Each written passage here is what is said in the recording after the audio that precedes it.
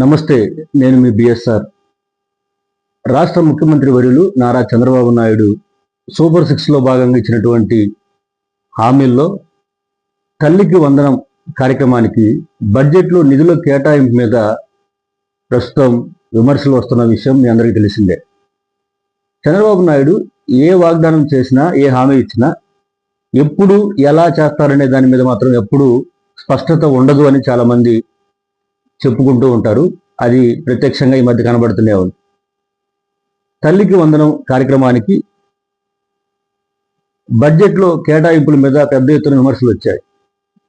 రాష్ట్ర ముఖ్యమంత్రి మాత్రం ఎన్నికల సమయంలో కావచ్చు, ఇటీవల మార్కాపురం పర్యటనకు వచ్చిన సందర్భంలో కూడా మార్కాపురంలో మహిళా దినోత్సవ కార్యక్రమంలో పాల్గొని అక్కడ మహిళలు అడిగినటువంటి ఒక ప్రశ్నకు సమాధానం ఇస్తూ, తల్లికి వందనం, ఇంట్లో ఎంతమంది పిల్లలుంటే అంతమందికి కూడా 15,000 రూపాయలు ఇచ్చే బాధ్యత నాదని చాలా స్పష్టంగా చెప్పాను.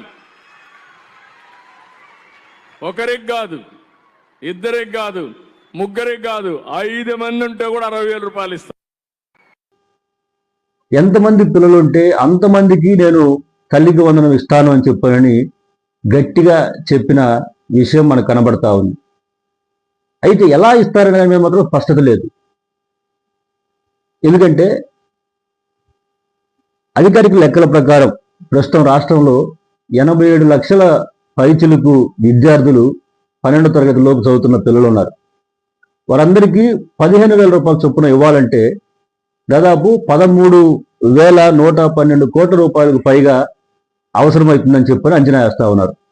కానీ బడ్జెట్లో ప్రభుత్వం కేటాయించింది ఎంత? 9,407 కోట్ల రూపాయలు మాత్రమే. అంటే కావాల్సిన నిధులు 13,000 కోట్లు పైచిలుకు ఉంటే బడ్జెట్లో కేటాయించింది 9,400 కోట్ల రూపాయలు మాత్రమే. మరి ఎలా ఇస్తారు అంటే, నేను ఇస్తాను, నేను చెప్పాను, ఎన్నికల సమయంలో చెప్పాను, అదే నేను చేస్తాను అని చెప్పడమే తప్ప స్పష్టత ఉండదు. కొన్ని రోజుల తర్వాత మళ్ళా అదే మాట మొదటికి వస్తూ ఉంటుంది. ఏమని అంటే, రాష్ట్ర బడ్జెట్ లేదు, ఖజానా ఖాళీ అయిపోయింది, రాష్ట్ర ఖజానాను గత ప్రభుత్వం, వైసీపీ ప్రభుత్వం ఖాళీ చేసి వెళ్ళిపోయింది, కాబట్టి నేను ఇవ్వలేకపోతున్నాను, లేదంటే సంపద ఇస్తా, ఇటువంటి మాటలు తప్ప స్పష్టత అనేది ఉండటం లేదని రాష్ట్ర ప్రజలు ఇప్పుడు గ్రహిస్తూ ఉన్నారు.